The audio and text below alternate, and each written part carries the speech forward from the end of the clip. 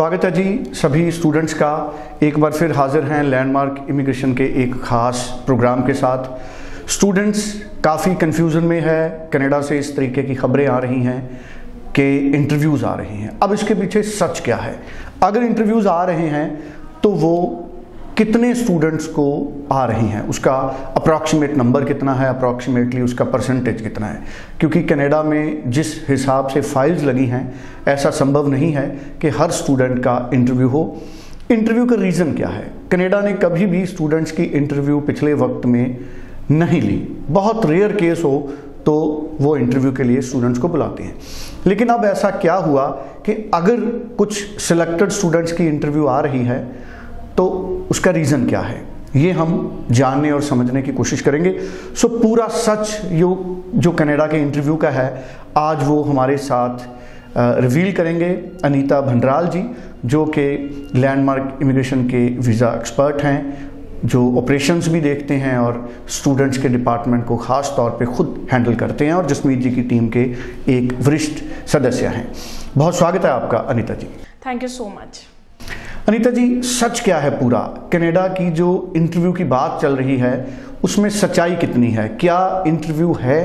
कितने अप्रॉक्सीमेट कितने स्टूडेंट्स को इंटरव्यू आ रही होगी और इसके पीछे रीज़न क्या है? मैं चाहूँगा कि पूरा एक्सप्लेन आप करें। जी हाँ, इस टाइम पे इंटरव्यू का एक बहुत बड़ा इशू चल रहा है कि स्टूडेंट्स को इंटरव्यू आ रही हैं। और इस इंटरव्यू का बेसिक रीज़न ये है कि कुछ एजेंट्स और मैं ये कह सकती हूँ कि स्टूडेंट्स फ्रॉडुलेंट डॉक्यूमेंट अपने प्रोड्यूस कर रहे हैं एप्लीकेशन के साथ।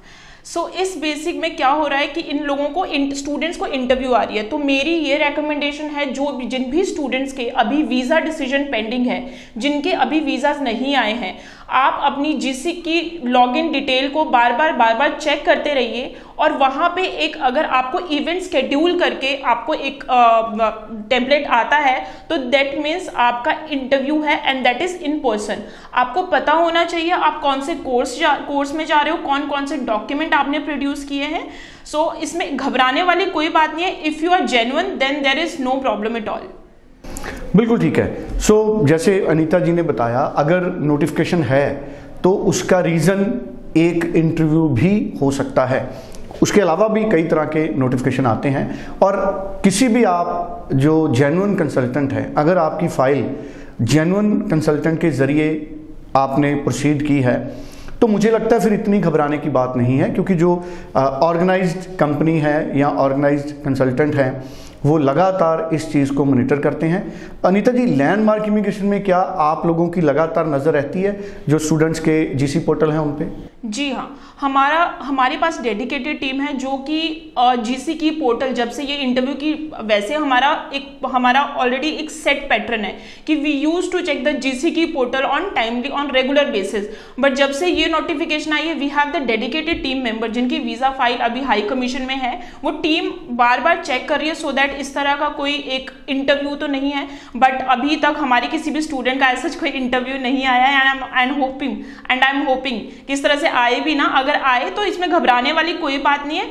आपको अपने कोर्स, आप क्यों जा रहे हो, आपको अपने डॉक्यूमेंट्स, हर चीज़ के बारे में पता होना चाहिए। Then there is no problem at all.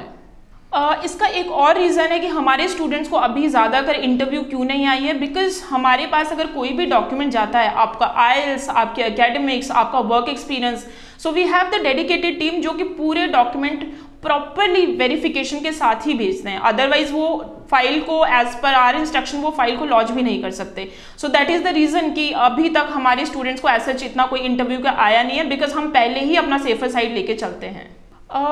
As per the latest update, इस टाइम पे जो जितने भी आपके जैसे इंटरव्यूज आ रहे हैं, वीज़ा रिफ्यूजल्स आ रहे हैं, आप अभी देख ही रहे होंगे। बेसिकली ये इतना ज़्यादा इसलिए स्ट्रिक्ट इसलिए हो रहा है बिकॉज वो अब वीज़ा एप्लीकेशन को बहुत मॉनिटर कर रहे हैं, बहुत क्लोजली मॉनिटर कर रहे हैं। दैट मीन्स मैं यही अपना एक मैसेज देना चाहती हूँ जो भी दर्शक हैं कि आप अगर अपनी वीज़ा फाइल लॉन्च कर रहे हैं, आप अपनी एप्लीकेशन कर रहे हैं, तो आपके जो भी डॉक्यूमेंट हो प्रॉपर वेरीफाइबल डॉक्यूमेंट हो, जेन्युइन हो। अगर आपका स्टडी गैप भी है तो आपके पास एक वर्क एक्सपीरियंस हो जो कि जेन्युइन हो, जहां पे आपने किया हुआ हो काम। बिकॉज अगर मैं एक बात करती हूँ, स्टूडेंट ने ग्रेजुएशन किया है 2017 में, लोग कहते हैं 2017 के बाद स्टूडेंट ने कुछ भी नहीं किया, but to be very honest ऐसा होता नहीं है, ठीक है। किसी ने कहीं जगह पे 1 महीना काम किया है या 5-6 महीने काम किए, एक वो ब्रेक्स में भी होता है, तो देर इज नो वरी। अब ऐसा नहीं है कि आप ये कि 3 से 4 साल का एक्सपीरियंस इकट्ठा बनवा के वो अगेन आपका फेक में कंसीडर होगा। जो आपने किया है वो आप प्रॉपर डॉक्यूमेंटेशन लगा दीजिए, ठीक है। एक वो कहने में भी आता है कि झूठ अगर बोलोगे ना, उसको आप घुमा घुमा के आपको उसको एक्सप्लेन करना पड़ेगा, लेकिन जो सच होगा वो भले ब्रेक्स में भी होगा, टुकड़ों में भी होगा, लेकिन सच सच है। आपका कोई भी डॉक्यूमेंट है वो जेन्युइन ही होना चाहिए। Thank you so much Anita ji. So हमारे साथ अनीता भंडराल थे जो कि लैंडमार्क इमिग्रेशन के एक्सपर्ट हैं। बड़ी करेक्ट इन्फॉर्मेशन मुझे लगता है इन्होंने हमारे साथ शेयर की है, और स्टूडेंट को हमेशा ही लैंडमार्क इमिग्रेशन की तरफ से इसी तरह से गाइड किया जाता है। जसमीत भाटिया जी का भी हमेशा यही एफर्ट रहता है कि ज़्यादा से ज़्यादा स्टूडेंट्स को गाइड किया जाए, और लैंडमार्क इमिग्रेशन का जो सक्सेस रेट है बहुत ज़्यादा हाई है। अभी तक जो मैंने पता किया है, किसी भी स्टूडेंट को अभी तक इस तरह का इंटरव्यू का किसी तरह का कोई कॉल नहीं है। उसका रीज़न यही माना जा सकता है कि सभी जो स्टूडेंट्स हैं वो पूरे डॉक्यूमेंट्स उनके वेरिफिकेशन होने के बाद ही लैंडमार्क इमिग्रेशन की तरफ से आगे भेजे जाते हैं, और आगे से भी आप स्टूडेंट भी इन सभी बातों का ख्याल रखिए।